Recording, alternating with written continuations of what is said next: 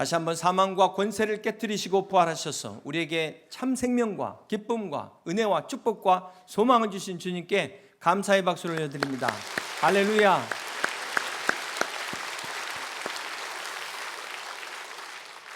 올해 여의도 벚꽃이 주님의 부활의 때를 맞춰서 내일부터 만개를 준비하고 있습니다. 꽃들도 주님의 부활을 찬양하고 있습니다. 여러분은 벚꽃을 보실 때 무엇을 느끼시나요? 하나님의 창조와 부활의 생명을 만끽할 수 있는 그런 여러분들 다 되시기를 주님의 이름으로 축복합니다. 이번 부활절은 다른 해보다 좀 빠른 감이 있죠. 부활절의 날짜가 해마다 바뀌는 이유가 있습니다. 그것은 바로 이 춘분이죠. 낮과 밤의 길이가 같은 이 춘분, 달의 주기 때문에 달라지는 것입니다. 우리가 사용하는 달력이 부활절과 관련이 있다는 것 아시는 분도 계시겠지만, 현재 전 세계가 사용하고 있는 태양력을 기반으로 한 달력은 그레고리력이라고 합니다. 이것은 교황 그레고리 13세가 1582년에 처음으로 사용하게 돼서 지금까지 사용을 하고 있습니다.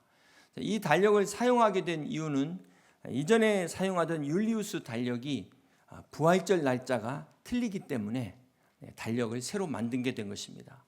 이 율리우스는 로마 카이사르 시저 황제죠. 이 시저가 기원전 45년에 만든 달력이었습니다.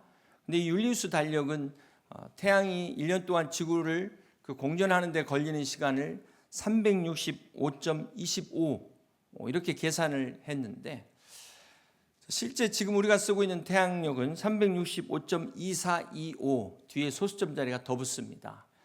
이 소수점의 차이가 매년 약 11분의 오차를 만든 거죠. 이 작은 오차가 계속해서 누적되다 보니까 수세기에 걸쳐서 누적되고 중세 말기가 되다 보니까 열흘의 차이까지 벌어지게 된 것입니다. 여러분, 성경의 성탄절은 계절이 정확하지 않지만 부활절은 명확하게 계절이 나와 있어서 이게 부활절하고 맞지 않아요. 그래서 달력을 다시 만들게 된 것이 지금의 우리가 사용하고 있는 달력입니다.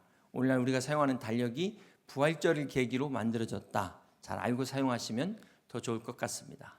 사랑하는 성도 여러분, 지금까지 여러분에 있어서 가장 기쁜 소식은 어떤 소식입니까? 여러분 생애의 최고의 복된 소식을 말한다면 무엇을 말할 수 있을까요? 사랑하는 자녀들, 손주들이 원하는 대학에 합격했다든지 얼마나 감사합니까? 또 병으로 고생하는 가족들이 기적과 같이 나았다든지, 아니면 또 큰 사고 중에 다치지 않았다는 이 소식을 듣게 되면 참 기쁜 소식입니다. 그러나 이 또한 모두에게 기쁜 소식은 아닙니다. 다 해당되는 게 아니고 해당되지 않는 사람들에게는 큰 의미가 없습니다. 그렇다면 모든 사람에게 다 같이 기쁜 소식은 어떤 소식일까요? 정말 온 세상 인류에게 가장 복된 소식은 무엇일까요? 그것은 바로 모든 사람이 피할 수 없는 이 죽음을 우리 예수님이 대신해서 죽으시고 부활하신 사건입니다. 이것이야말로 가장 복된, 가장 기쁜 복음의 소식인 것입니다. 사랑하는 성도 여러분, 여러분 최근에 언제 죽음을 생각해 보셨습니까? 가까운 근래 사랑하는 가족의 장례를 치르신 분도 계실 것입니다. 어쩌면 이런 일이 있을 줄 생각하지 못하셨을 거예요. 그런 분도 계신가 하면은 아직 전혀 죽음이라는 것을 실감하지 못하는 분도 계십니다. 그런데 우리 말을 자세히 보면은 참 죽음이라는 말을 자주 사용하고 있어요. 배고프면 배고파 죽겠네. 그래서 배부르면 배불러 죽겠네. 모두 궁금해도 궁금해 죽겠네. 심심하면 심심해 죽겠네. 그래도 웃기면 웃겨 죽겠네. 도대체 어떻게 하라는 말인지. 이렇게 죽겠다는 말을 많이 사용하는데 정작 진짜 죽음에 대해서는 무감각하게 잊고 살지 않냐는 거예요. 아이러니 아닙니까? 그래서 믿음의 사람들은 이 말이 중요한데 죽겠네 하시면 안 되고 죽게 있네 소망의 말만 할 수 있는 여러분 되시기를 주님의 이름으로 축복합니다. 노벨 문학상을 받은 영국의 극작가 조지 버나드 쇼가 자신의 임종을 앞두고 이렇게 유언을 했다고 합니다. 내 묘비에 이렇게 적어줘라. 우물쭈물 하다가 내 이럴 줄 알았다. 우물쭈물 하다가 내 이럴 줄 알았다. 사랑하는 성도 여러분, 인생이 짧은 이유가 무엇일까요? 그것은 인생은 순간이기 때문에 그렇습니다. 인생은 정확하게 말하면 순간의 연속입니다. 그리고 그 순간이 멈추면 인생도 끝나는 것입니다. 우리 앞으로의 인생도 마찬가지예요. 자, 그런데 우리 앞으로의 인생은 이 미래가 우리가 알지 못하잖아요. 많이 남았다고, 멀다고, 길다고 이렇게 느끼는 것은 사실은 착각입니다. 한번 과거를 생각해 보세요. 과거는 다 순간이잖아요. 자, 이렇게 앞으로 미래도 순간이라는 것입니다. 무슨 말입니까? 우리의 죽음도 순간입니다. 모든 사람의 인생의 마지막 순간은 바로 이 죽음의 순간입니다. 이 순간을 찰나라고도 하죠. 이 순간이 시간입니다. 우리가 이 육신을 벗게 되면은 이 영원한 순간으로 들어가게 되는, 시간을 벗어나게 되는, 이것을 바로 영의 세계라고 말하게 됩니다. 순간이 영원해지는, 영원의 순간으로 들어가는, 이것이 바로 영의 세계인 것입니다. 혹시 천국 가면 지겨워서 어떻게 살지? 이런 분들은 걱정할 필요가 없습니다. 영원한 순간이 영원히 지속되는 것이 천국이기 때문에 그렇습니다. 인간의 두려움은 인생의 마지막 순간에 이 죽음에 대한 두려움이에요. 우리가 모든 두려움을 거슬러 올라가 보면 바로 이 죽음의 문제가 있다는 것입니다. 그렇기 때문에 인류 최고의 복된 소식은, 기쁜 소식은 바로 이 죽음의 문제를 해결하는 것입니다. 우리 예수님께서 우리 죽음의 문제를 해결하시기 위하여 저와 여러분을 대신하여 십자가에 죽으시고 사흘 만에 부활하셨습니다. 여러분 믿으십니까? 이것을 믿는 자마다 누구든지 영생을 얻고 영원한 지옥의 형벌을 피하게 되는, 면하게 되는 것입니다. 천국에서 영원한 순간을 영원히 누리게 되는 것입니다. 이것이 온 인류의 가장 기쁜 소식인 복음입니다. 사랑하는 성도 여러분, 우리 기독교가 다른 종교와 차이가 있다면 어떤 차이가 있을까요? 대부분 종교들을 보면 비슷하죠? 신이 존재해 각자 자기들이 믿는 신이 있습니다. 그리고 자기들만의 경전이 있습니다. 또 자기들의 교리가 있습니다. 그리고 자기들이 믿는 신의 무덤을 화려하게 만들어 놓고 그곳을 향하여 제사를 드리거나 경배를 합니다. 자, 그런데 우리 기독교는 무덤이 없어요. 주님이 부활하셨기 때문입니다. 여러분, 지금까지 다른 종교에서 부활이 있다는 말 들어보셨습니까? 오직 우리 기독교에만 부활이 있습니다. 그렇습니다. 우리 기독교인들은 부활을 믿는 부활의 사람들이다, 이렇게 말할 수 있어요. 자, 그런데 이 부활을 믿지 않는다면은 어떻게 될까요? 우리가 다른 종교인과 다를 바가 없어요.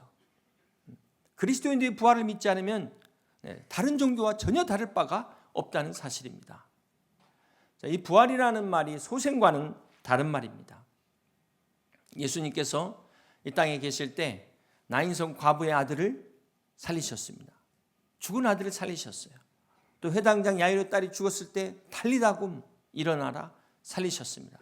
그리고 베다니에 죽은 나사로를, 무덤에 들어가 있는 나사로를 주님이 살리셨습니다. 그러나 그들은 다시 죽었어요.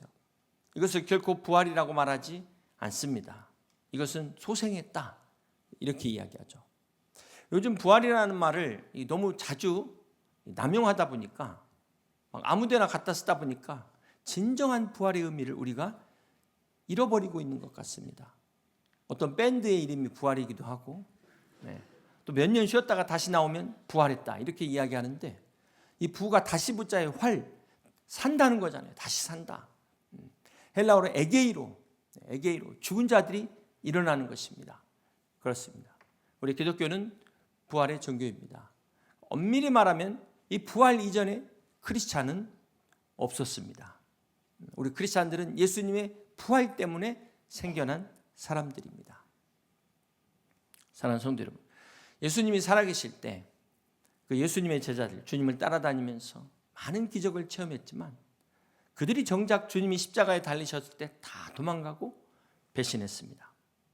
예수님이 이 땅에 계실 때 얼마나 좋은 일들을 많이 행하셨습니까?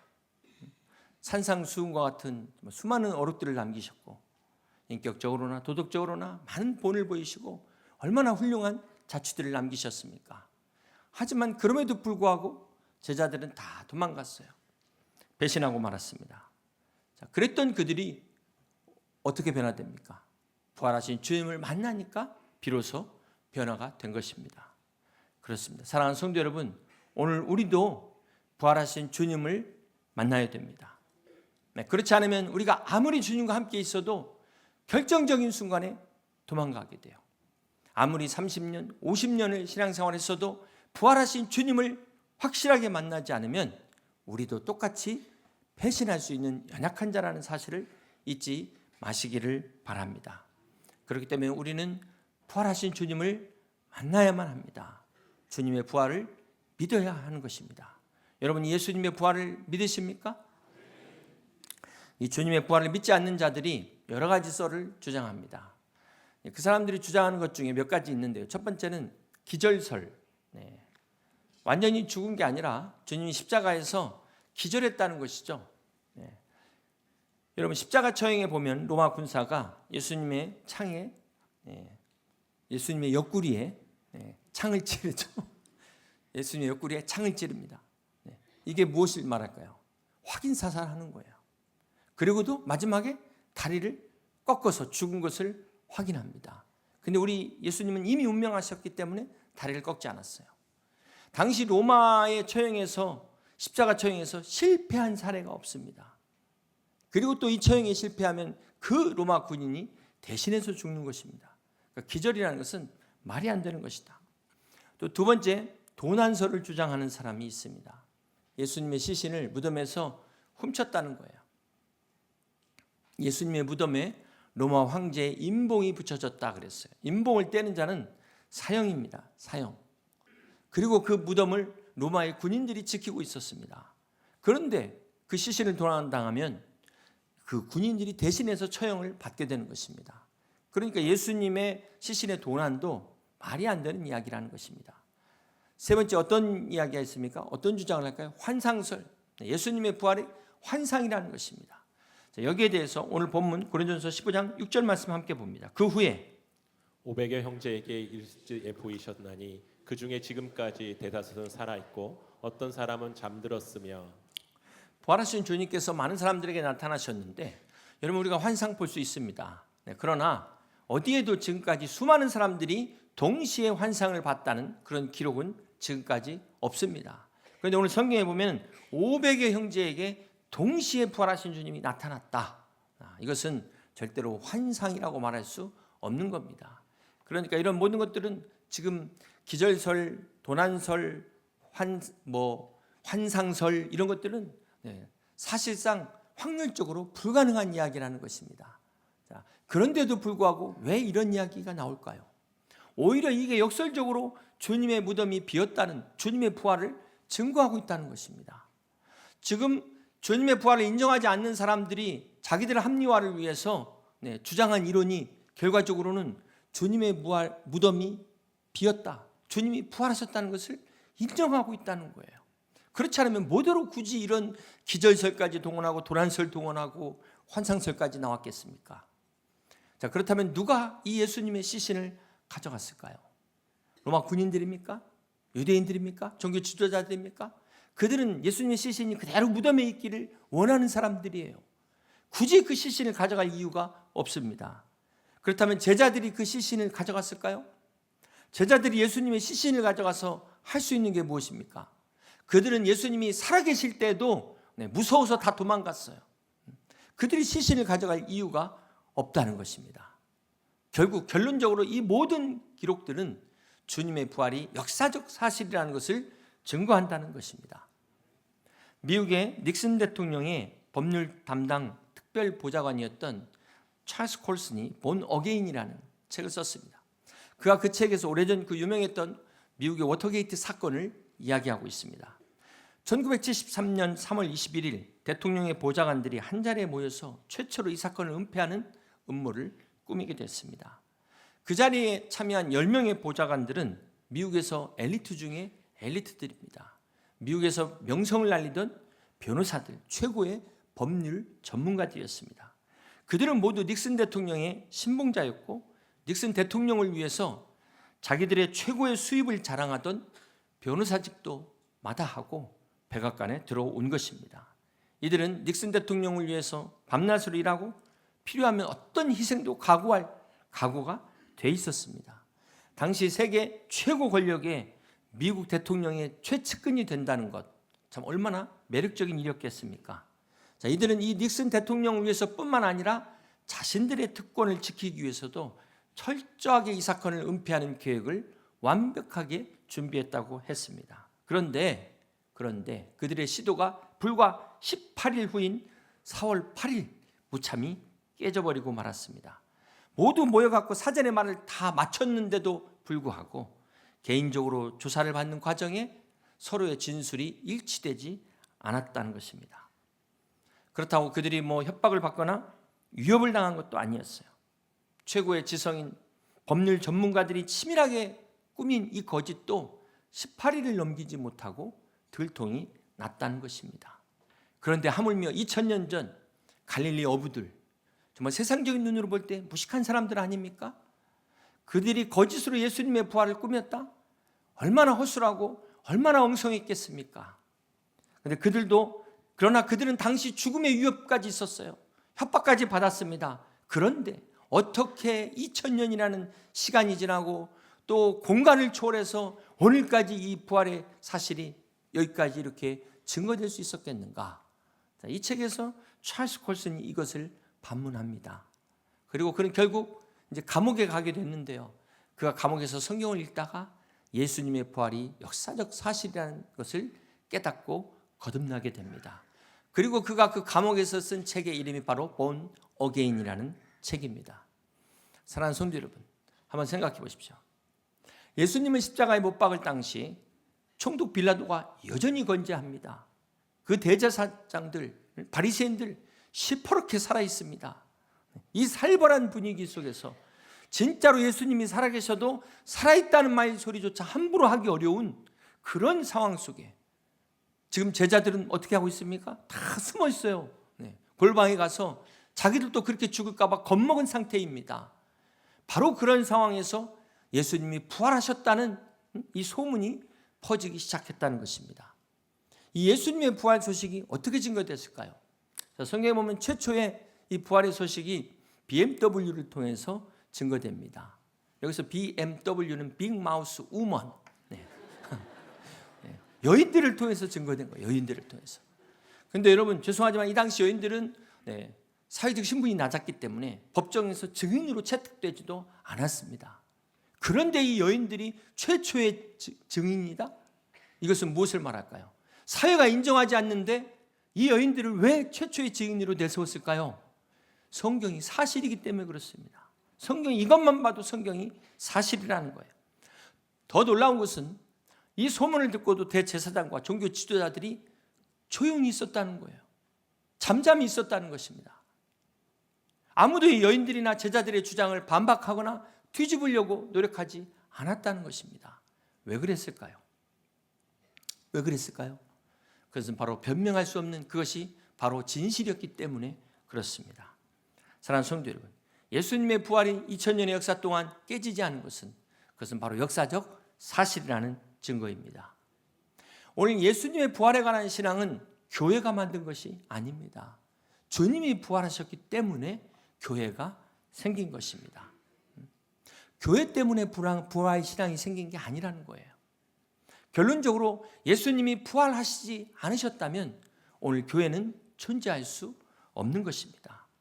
따라서 교회의 존재는 무엇을 말합니까? 예수님의 부활의 증거를 말하고 있습니다. 사랑하는 성도 여러분, 오늘 우리 교회의 존재를 통하여 여러분 안에 예수님의 부활의 증거가 가득 차시기를 주님의 이름으로 축복합니다. 오늘 예배 시에 침례를 거행했는데요. 제가 이 침례식을 거룩하게 행하려고 딱 하는데 이렇게 물속에 잠기셔야 되는데 완전히 안 잠기시는 거예요. 이게 완전히 잠겨야 되는데 그래서 제가 여인인데도 불구하고 안 눌러지는 심히 당황돼가지고 그러니까 사람이 이렇게 안 죽으려고 하면은 엄청난 힘이 나오는 겁니다. 자기도 모르는 힘이 나오는 거예요. 그래서 우리가 이 침례를 받는다는 것은 내가 물속에서 들어갈 때 그리스도와 함께 죽고 물 밖으로 나올 때 그리스도와 함께 사는 것을 고백하는 것이 침례예요. 이 침례는 영적인 생일입니다. 주님과 결혼하는 정말 뜻깊은 결혼 기념일이에요. 결혼 예배예요. 그렇기 때문에 부활을 믿는 우리 모든 성도들은 반드시 침례를 받으셔야 되는 것입니다. 이것은 주님의 명령입니다. 여러분, 대부분 결혼한 부부들이 결혼한 날을 기념합니다. 처음 만난 날이 아니잖아요. 결혼한 날을 기념한다는 의미가 뭘까요? 서로 끝까지 사랑하기로 결심하는 날 아니겠습니까? 서로 사귀면서 과연 결혼할 것인가 말 것인가 고민하다가 기도하다가 마침내 결단하고 이 사람을 하나님이 나에게 주신 배필로 살겠노라 결단하는, 그게 결혼의 의미 아니겠습니까? 침례도 마찬가지입니다. 내가 주님과 함께 살기로 결단하는, 그것이 침례예요. 그렇기 때문에 우리가 이 침례를 기념하는 것입니다. 그러기 위해서 우리가 이 주님의 부활을 믿어야 되는 것입니다. 아직 여러분 중에 아직까지도 이 부활을 믿지 못한다면 그것은 하나님을 믿지 못하기 때문에 그래요. 근본적으로 하나님의 존재를 깨닫지 못한 것입니다. 여러분, 하나님을 믿게 되면 성경이 다 믿어지게 되는 것이죠. 하나님의 천지 창조를 인정할 수밖에 없습니다. 예수님의 동정적 탄생과 십자가의 죽으심과 부활하심과 또 승천과 재림까지 믿어지는 거예요. 여러분, 믿음은 지식이 아닙니다. 믿음은 내가 머리로 이해하려고 해서 되는 것이 아닙니다. 믿음은 하나님의 선물인 것입니다. 사실 믿어지는데 뭐가 더 필요하겠어요? 그래서 부활절 설교는 짧으면 짧을수록 좋다 말하고 있는 거 아니겠습니까? 하나님 앞에 찬양으로 영광 돌리는 거예요. 반대로 안 믿어지는 사람에게 아무리 설명해봐야 쇠기의 경이 있게 아니겠습니까? 그런데 분명한 것은 하나님을 믿는 것이나 믿지 않는 것이나 이것은 똑같은 신앙입니다. 믿는 것은 신앙이지만 믿지 않는 것은 불신앙이죠. 지식의 영역이 아니라는 거예요. 죽음을 경험해보지 않은 사람들이 지금 저 세상 천국이 있다 없다를 믿는 것은, 이것은 이미 신앙의 영역에 들어가 있는 겁니다. 이건 지식의 영역이 아니라는 거예요. 그러므로 사랑하는 성도 여러분, 오늘 우리는 이 부활의 믿음을 가져야 됩니다. 예수님의 빈 무덤은 예수님의 부활을 보여주는 간접 증거예요. 진짜 증거인 직접 증거는 바로 부활하신 예수님이라는 사실을 잊지 마시기를 바랍니다. 부활하신 주님을 만나고 부활의 믿음을 갖는 여러분 다 되시기를 주님의 이름으로 축복합니다. 사랑하는 성도 여러분, 이 부활의 신앙은 죽음을 앞둔 사람만 갖는 게 아닙니다. 병으로 죽어가는 환자에게만 필요한 것이 아닙니다. 오늘 우리 모두에게 필요한 것이 바로 이 부활 신앙입니다. 부활 신앙이라는 것은 내가 이제 죽어서 천국에 들어가는 그것만을 의미하지 않습니다. 이 부활 신앙이라는 것은 우리가 구원받고 또 이 땅을 살아가는 데 있어서 삶의 모든 기준이 바뀌는 거예요. 가치관이 변하는 것입니다. 행복과 불행의 개념이 바뀌게 되는 것입니다. 복의 개념이 달라지는 것입니다. 이제 믿음의 눈을 뜨게 되니까 내 삶에 일어나는 모든 상황을 보는 눈이 달라지고 해석이 달라지게 돼요. 더 이상 내 삶의 고난이나 어려움이 재수가 없어서 운이 없어서 저주 때문이 아니라는 것입니다. 이것을 하나님의 섭리로 바라보게 되는 것입니다. 그러다 보니까 어떻게 될까요? 행동도 변화가 되는 것이죠. 삶의 의미가 바뀌게 되는 것입니다. 이것이 바로 부활 신앙입니다. 그렇습니다. 오늘 우리에게 필요한 것이, 오늘 이 시대에 필요한 것이 바로 이 부활 신앙입니다. 사랑하는 성도 여러분, 만약 우리 주님이 부활하시지 않았다면 어떻게 될까요?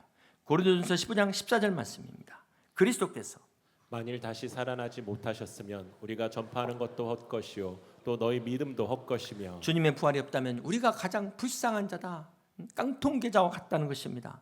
17절 계속해서 봅니다. 그리스도께서 다시 살아나신 일이 없으면 너희의 믿음도 헛되고 너희가 여전히 죄 가운데 있을 것이요. 만일 그리스도 안에서 우리가 바라는 것이 다만 이 세상의 삶뿐이면 모든 사람 가운데 우리가 더욱 불쌍한 자이리라.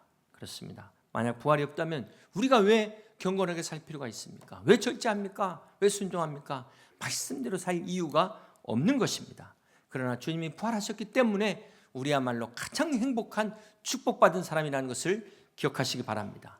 20절 계속해서 봅니다. 그러나 이제 그리스도께서 죽은 자 가운데서 다시 살아나사 잠자는 자들의 첫 열매가 되셨다. 그렇습니다. 예수님이 부활의 첫 열매가 되셨습니다. 이것은 더 이상 사망이 진리가 아니라는 거예요. 모든 사람은 다 죽어야 되는 사망이 진리가 아니라 부활이 진리인 것을 선포하신 것입니다. 오늘 주님이 부활의 첫 열매라는 것은 무엇을 말합니까? 예수 그리스도를 믿는 우리들이 주님을 따라서 부활할 것이라는 것을 말씀한 것입니다. 첫 열매 되신 예수님의 부활은 바로 우리의 부활을 예고하는 것이다. 우리의 부활을 보증하는 것입니다. 그렇습니다. 사랑하는 성도 여러분, 주님의 부활은 우리의 인생의 실패를 승리로 역전시키는 진정한 승리인 것을 믿으시길 바랍니다. 주님의 부활은 우리의 절망을 희망으로 반전시킨 진정한 소망인 것을 믿으시기 바랍니다. 주님의 부활은 우리의 무너진 신앙을 다시금 일으켜 세우는 하나님의 능력인 것을 믿으시기를 바랍니다. 이 예수 그리스도의 부활의 신앙을 가지고 부활의 믿음으로 예수님의 참 생명의 씨앗을 꽃피우셔서 그리스도의 향기, 이 사랑의 향기, 소망의 향기를 널리 퍼뜨리시는 부활의 증인된 삶을 사시는 우리 여의도 침묵의 모든 성도들이 다 되시기를 주님의 이름으로 간절히 축원합니다.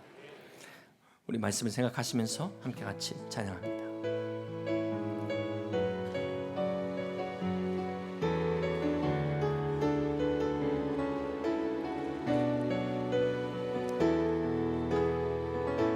우리 보좌 앞에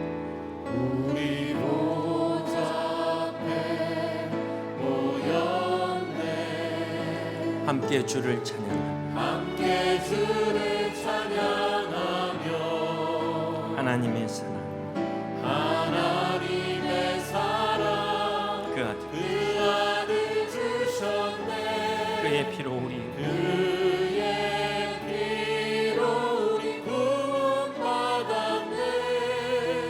십자가에서 쏟으신 그 사랑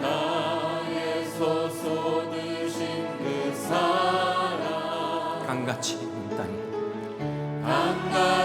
온 땅에 흘러 각 나라와 족속 백성 방언에서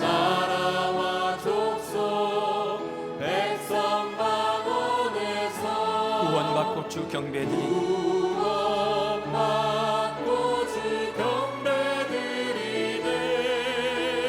구원하심이 보좌에 앉으시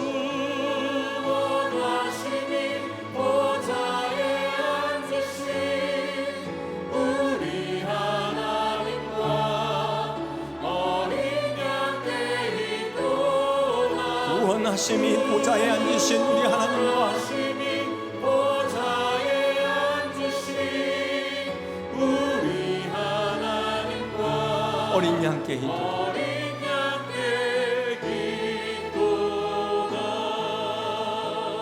그렇습니다. 사랑하는 성도 여러분, 구원하심이 부활의 첫 열매 되신 예수 그리스도 안에 있음을 믿으시길 바랍니다.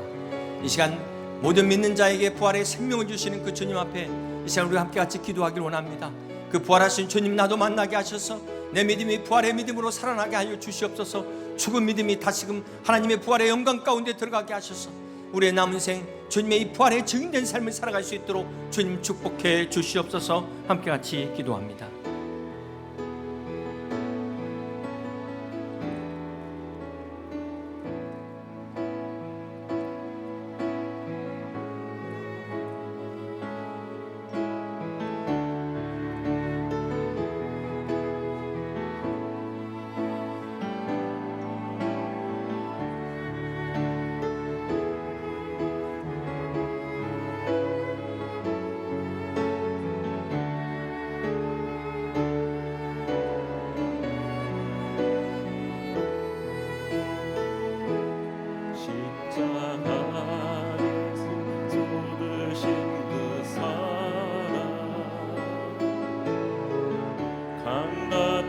온 땅에 흘러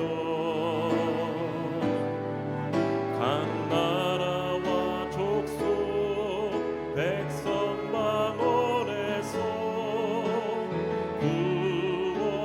구원받고 주 경배드리네. 다 같이 일어나서 찬양합니다. 구원하심이 보좌에